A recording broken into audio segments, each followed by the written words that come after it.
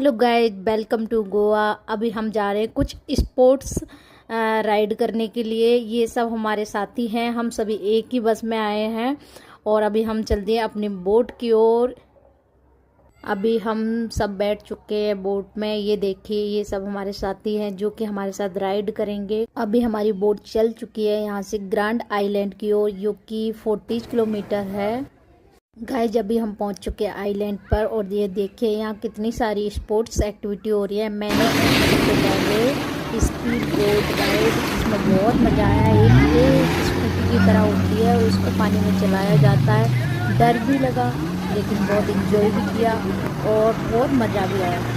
मैं 4 राइड और करूँगी। कौन कौन से राइड करूँगी वो आपको नेक्स्ट वीडियो में देखने को मिलेगा। तब तक के लिए मेरे चैनल को सब्सक्राइब करें, वीडियो को लाइक करें, शेयर करें, कमेंट करें। मिलते हैं नेक्स्ट वीडियो में। तब तक के लिए बाय। सब्सक्राइब करना ना भूलें चैनल को।